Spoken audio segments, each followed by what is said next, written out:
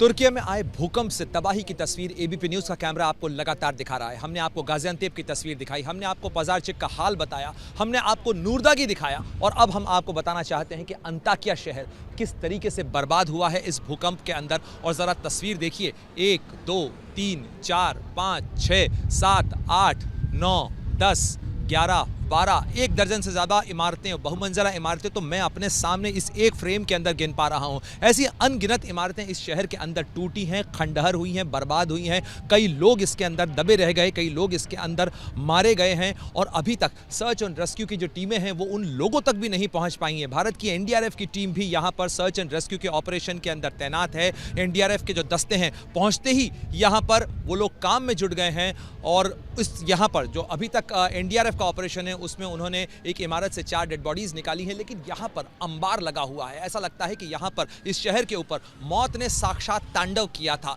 ऐसे में जबकि इस तरीके का सूरत हाल हो, लोगों के सिर के ऊपर मकान गिर रहे हों उनके, आखिर वो कहाँ जाएं, क्या करें, किसकी मदद लें। और ऐसे में अस्पताल भी, जो कि आमतौर पर ऐसी किसी स्थिति के अंदर सबसे ज़्यादा ज़रूरत की चीज़ होती है, व्यक्ति दौड़कर अस्पताल जाता है, अपने परिजनों को लेकर अस्पताल जाता है, लेकिन अस्पताल का हाल क्या हुआ ज़रा वो भी आपको एबीपी न्यूज़ के कैमरे पर दिखा देते हैं कि अस्पताल का क्या हाल हुआ। इस शहर का ये बड़ा अस्पताल है और ज़रा देखिए कि इस अस्पताल का क्या हाल हुआ। ये अस्पताल भी चकनाचूर होकर, धराशायी होकर नीचे गिरा हुआ नजर आ रहा है। इसके अंदर, इस अस्पताल के अंदर जाहिर तौर पर मरीज रहे होंगे, डॉक्टर्स रहे होंगे, उस दौरान किस तरीके से उन लोगों को बाहर लाया गया होगा।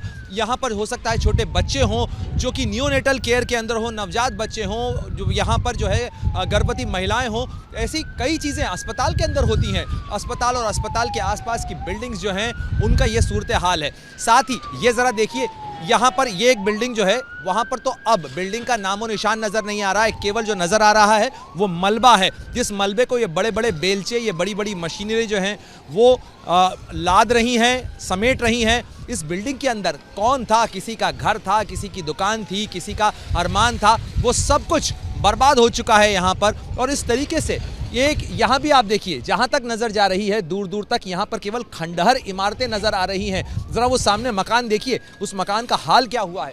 उस मकान का एक एक फ्लोर ऊपर से लेके नीचे तक आप अगर गिनते चले जाएं तो ये करीब करीब 10 फ्लोर का मकान है और इस 10 फ्लोर में से कोई भी फ्लोर ऐसा नहीं है जिसे साबुत कहा जा सके। उसके पीछे का मकान, कई इमारतें तो गिर गईं, कई इमारतें इस हालत के अंदर हैं कि उन इमारतों को भी अब खड़ा नहीं रखा जा सकेगा, उन्हें भी गिराना ही पड़ेगा, उन्हें भी तोड़ना ही पड़ेगा और उसके बाद ही वहाँ पर कोई इमारत बन सकती है, उस इमारत के अंदर शायद कोई रह सकता है। तो ये अंताकिया की तस्वीर है और ये तस्वीर बेहद खौफनाक तस्वीर है, बेहद डरा देने वाली तस्वीर है। आपकी रूह कांप जाएगी इसे देखकर, क्योंकि जिस तरीके का सूरत हाल यहाँ पर नज़र आ रहा है, जिस तरीके की तस्वीर यहाँ नज़र आ रही है।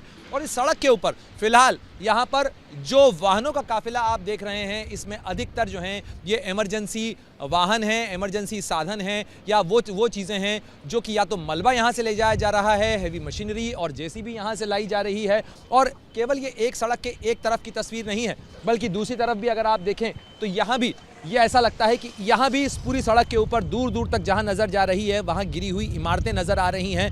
वो देखिए, वहाँ पे भी एक इमारत जो है पूरी तरीके से धराशायी हुई है, वहाँ तक तो अभी मशीनरी पहुँची नहीं है। और आप देखिए, लोग खुदा से दुआ कर रहे हैं, लोग भगवान से प्रार्थना कर रहे हैं कि इससे अब निजात दिलाई जाए, इससे अब रहम मिले।